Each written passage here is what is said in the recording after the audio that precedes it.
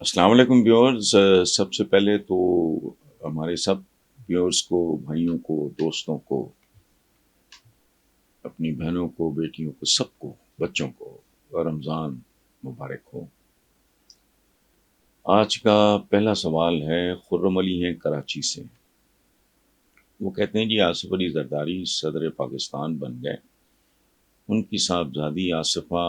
بھٹو خاتون اول قرار پائی ہیں، اگرچہ انہیں یہ مقام کچھ کیے بغیر ہی ملا ہے، مگر آپ کو بلاول اور آصفہ کی موجودگی میں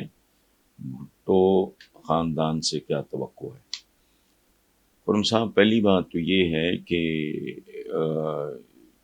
یہ جو آپ نے مقام کی بات کی ہے، یہ ایک سیریمونیل سا مقام ہے، اس کی کوئی ایسا آفیشیل کوئی اختیارات وغیرہ نہیں۔ تو اسوا بچی ہے ابھی، تو آپ کیوں سمجھ لیں کہ مزید ایکسپوئر ملے گا، ٹریننگ ہوگی، جیسے بڑی دیر سے نواز شریف صاحب اپنی صاحبزادی کو کر رہے تھے، تو it is a part of a training, exposure ہوتا ہے، پتہ لگتا ہے بہت سی چیزوں کا۔ چونکہ جب آصف علی زرداری پہلی بار صدر میں بنے تو میرا خیال ہے اس وقت تو آصفہ بالکل ہی ناسمجھ ہوں گی، اب بھی بچی ہیں، تو یہ اس لیے کوئی ایسی بات نہیں کہ مقام کچھ کیے بغیر ہی ملا، تو بہت سے مقام کچھ کیے بغیر ہی مل جاتے ہیں۔ آپ کس باپ کی اولاد ہو، کس خاندان سے تعلق ہے، کس سات برادری سے تعلق ہے، وہ ایک گدی نشین کے گھر اگر کوئی گدی کتا بھی پیدا ہو جائے تو ظاہر ہے اس کی بھی مطلب، تو یہ انہیریٹنس ہے، اور خاص طور پہ ہمارا معاشرہ، اور صرف ہمارا ہی نہیں، پوری دنیا میں یہ رواج ہے، لیکن ہمارے یہاں اس کی شدت بہت زیادہ ہے۔ سو آصفہ کو تو اس بچی کو کے لیے میری دعائیں، چونکہ میرا بڑا قریبی تعلق رہا ہے محترمہ بے نظیر کے ساتھ۔ محمود شام صاحب نے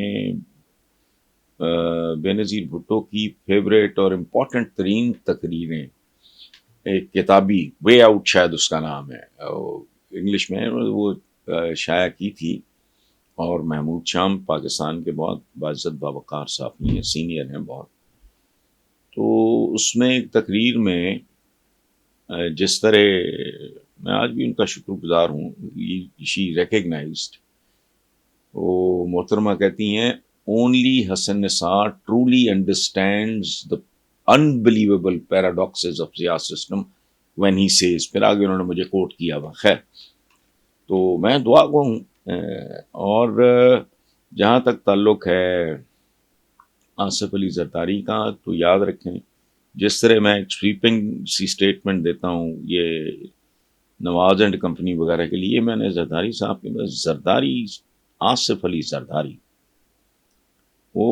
ٹرائبل آدمی ہے، اس کا بیک گراؤنڈ ٹرائبل ہے، اس کا ایک خاندانی پس منظر ہے۔ اور ایک بات آپ کو میں عرض کروں، نواز شریف اینڈ کمپنی کے سیاست میں آنے سے پہلے سیاست میں لوٹ مار نہیں تھی،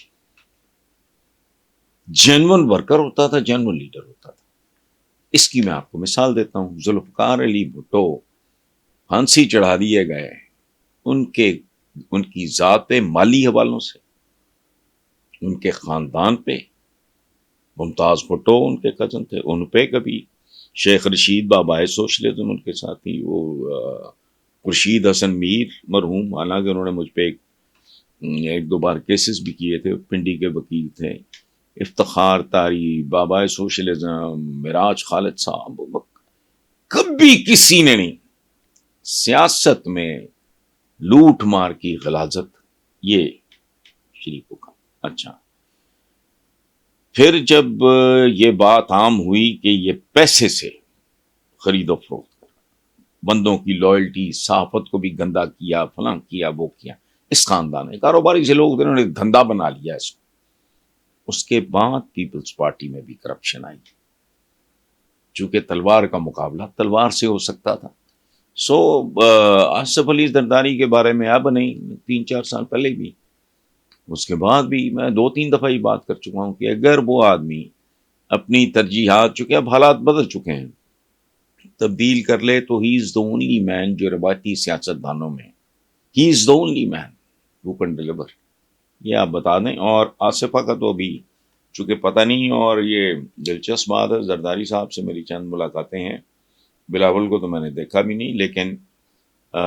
جس طرح کا اس کا بیک گراؤنڈ ہے، جس طرح کی اس کی ایجوکیشن ہے، جس طرح کی وہ بات کرتا ہے، اس کو ڈیفینیٹلی میں یہ جو کھاتا ہے نا ہمارے ارد گرد گند بتاؤں، اس سے بہت ڈیفینیٹلی بہتر.